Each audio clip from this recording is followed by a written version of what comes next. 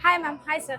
हाय, हमें चाहिए एक स्मॉल मार्गरीटा पिज़्ज़ा, एक मीडियम पनीर पिज़्ज़ा और एक लार्ज चिकन पिज़्ज़ा। क्या? 3 पिज़्ज़ा? वो भी अलग-अलग? इतनी भूख लगी है क्या तुझे? अरे तेरे को क्या पता कि कब काम आए। इन्वेस्टर्स के दिमाग में ना 3 क्वेश्चंस चलते रहते हैं, कब इन्वेस्ट करें, कहाँ इन्वेस्ट करें और कितना। स्टॉक मार्केट का K3G ना यही है। लेट्स नॉट टॉक अबाउट गम। स्टॉक मार्केट का क्या है ना, ग्रोथ कहीं से भी आ सकती है। ये मैं नहीं, नंबर्स बोल रहे हैं। 10 सालों के टाइम पीरियड को देखते हैं। सबसे हाई रिटर्न्स कहाँ से मिले? Mid cap stocks. लेकिन 5 सालों के टाइम पीरियड को देखें तो स्मॉल कैप स्टॉक्स ने हाईएस्ट रिटर्न्स दिए, लगभग 33%। ये तो था स्टॉक्स के कैपिटलाइजेशन या टोटल वैल्यू के बेसिस पे। ये सेम ट्रेंड सेक्टर्स में भी दिखता है। Check out this table. 1 year returns देखें तो Nifty health care on the top है। टाइम पीरियड को 3 साल करें तो Nifty India consumption index lead करता है। 5 साल में हेल्थ केयर वापस टॉप पे है। लेकिन 10 साल के हिसाब से देखें तो आईटी सेक्टर ने ज्यादा रिटर्न्स दिए। पॉइंट इज साइक्लिसिटी बहुत है। सेक्टर साइकिल्स में चलते हैं। ऐसा नहीं है कि कोई भी एक सेक्टर कंसिस्टेंटली अच्छा परफॉर्म करता है। अप्स और डाउन्स तो होते रहते हैं। फैंसी शब्दों में इसको ना वैल्यू माइग्रेशन कहते हैं। डिफरेंट साइकिल्स में अलग अलग जगह में ग्रोथ होगी और एज इन्वेस्टर्स हमारा काम क्या है? टू अंडरस्टैंड कि नेक्स्ट ग्रोथ कहाँ होगी ताकि हम पैसे वहाँ इन्वेस्ट करने का एम कर सके। अनफॉर्चुनेटली ये कहना बहुत आसान है, करना बहुत मुश्किल। इस टेबल को ही देख लो। 2013 टू 2023 के बीच में अलग अलग इंडेक्सेस ने अलग तरीके से परफॉर्म किया है। आप देखोगे तो लगभग हर साल में जो इंडेक्स अच्छा परफॉर्म कर रहा है वो चेंज होते रहते हैं। ग्रोथ एक जगह से नहीं आ रही, विच मेक्स यू थिंक कि हर सेगमेंट में एक्सपोजर रखना एक बेटर ऑप्शन हो सकता है। सेक्टर्स में भी सेम स्टोरी है। 2017 टू 2023, 2017 में फाइनेंशियल सेक्टर परफॉर्म बेटर। अगले साल आईटी, 2023 तक आते आते ऑटो सेक्टर हो गया। हर साल अलग टॉपर है। ऐसा तो नहीं है कि क्लास में अगर शर्मा जी के लड़के को फर्स्ट पोजीशन मिली हम बोल पाए कि हाँ अगले साल भी यही टॉप करेगा। हो सकता है कि सेक्टर का कोई फेज हो जहाँ ग्रोथ बहुत कम हुई हो।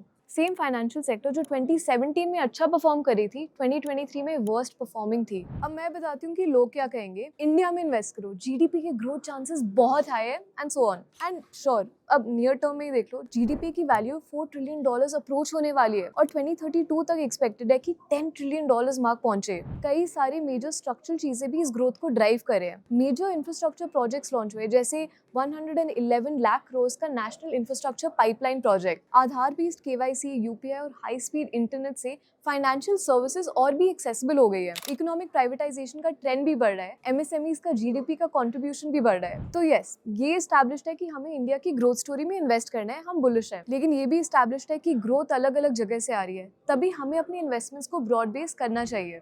And that's where drum roll multi cap strategy comes इन।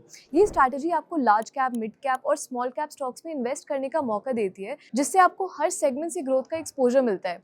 इसका मतलब है कि आप किसी भी पोटेंशियल विनर को मिस नहीं करते, चाहे वो किसी भी सेगमेंट से आए। और इसीलिए ग्रो म्यूचुअल फंड इंट्रोड्यूस किया है, ग्रो मल्टी कैप फंड, जिसका एनएफओ ओपन है फ्रॉम नवंबर 26 टिल दिसंबर 10। थोड़ा इस फंड के बारे में समझते हैं। ग्रो मल्टी कैप फंड का एम है कि वो एक true to market portfolio allocation maintain करे, जिसमें कम से कम 25% लार्ज कैप्स, 25% मिड कैप्स और 25% स्मॉल कैप्स में इन्वेस्ट करे।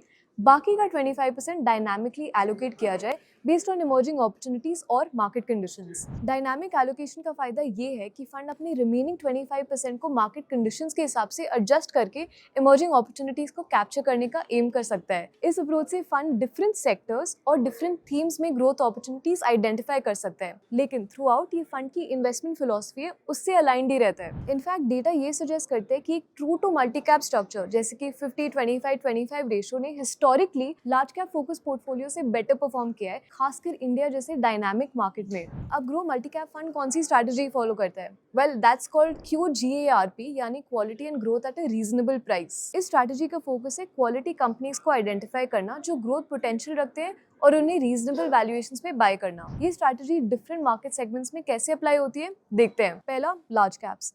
फंड का एम है वेल एस्टैब्लिश्ड कंपनीज को सिलेक्ट करना जो साउंड गवर्नेंस रखते हैं और कंपैरेटिवली स्टेबल इंडस्ट्रीज में ऑपरेट करते हैं। वैल्यूएशन डिसिप्लिन यहाँ की होता है जिसमें रीजनेबल प्राइसिंग पे ज्यादा फोकस है। दूसरा, मिड कैप्स। मिड कैप्स में फंड उन बिजनेसेस पे फोकस करने का एम रखेगा जो ग्रोथ फेज में है, मीनिंग इनके पास स्केलेबल मॉडल्स और सेक्टोरल टेलविंड्स है। यहाँ वैल्यूएशन भी देखी जाएगी, लेकिन ग्रोथ पोटेंशियल स्टॉक सिलेक्शन में मेन फैक्टर होगा। तीसरा, स्मॉल कैप्स। स्मॉल कैप्स में फंड का फोकस नीश बिजनेसेस पे होगा जो एक्सपेंशन के लिए पोटेंशियल रखती है। यहाँ ग्रोथ अपॉर्चुनिटीज को पहले प्रायोरिटी दी जाएगी, चाहे वैल्यूएशंस थोड़ी हायर हो, क्योंकि यहाँ लॉन्ग टर्म वेल्थ क्रिएशन का पोटेंशियल हाई होता है। ये डिसिप्लिन अप्रोच टॉप डाउन और बॉटम अप मेथड्स का कॉम्बिनेशन यूज करती है ताकि हर स्टॉक फंड के क्वालिटी, ग्रोथ और वैल्यूएशन प्रिंसिपल्स के साथ अलाइंड हो। इस सबका TLDR या समरी क्या है? ग्रोथ साइकिल्स में आती है। ये फिक्स नहीं है कि ये एक ही जगह से आएगा, तभी इन्वेस्टमेंट्स को ब्रॉड बेस करना इंपॉर्टेंट है। तो अगर आप अपॉर्चुनिटीज एक्सप्लोर करना चाहते हैं across large cap, mid cap और small cap companies, long term capital appreciation की तरफ एम करें और एक ऐसे फंड में इन्वेस्ट करना चाहते हैं जो डायनामिक मार्केट कंडीशंस के हिसाब से अडेप्ट करे लेकिन डिसिप्लिन इन्वेस्टमेंट स्ट्रैटेजी फॉलो करे, तो grow multi cap fund explore कर सकते हैं। याद रहे NFO ओपन है टिल 10 दिसंबर। डिटेल्स आप अपनी स्क्रीन पर देख सकते हैं। मैं रिक्वेस्ट करूंगी कि आप स्कीम रिलेटेड सारे डॉक्यूमेंट्स केयरफुली पढ़ें और अपने फाइनेंशियल एडवाइजर को कंसल्ट करें इस स्कीम को कंसिडर करने से पहले। अगले 5 से 10 सालों में इंडिया के कौन से सेक्टर से अपॉर्चुनिटीज देखने को मिल सकती है, आपको क्या लगता है? हमारे साथ कॉमेंट्स में जरूर शेयर करें। That's all for today. मिलते हैं अगली बार। Mutual fund investments are subject to market risks. Read all scheme related documents carefully. Mutual fund निवेश बाजार जोखिम के अधीन है। योजना संबंधी सभी दस्तावेजों को ध्यान से पढ़ें।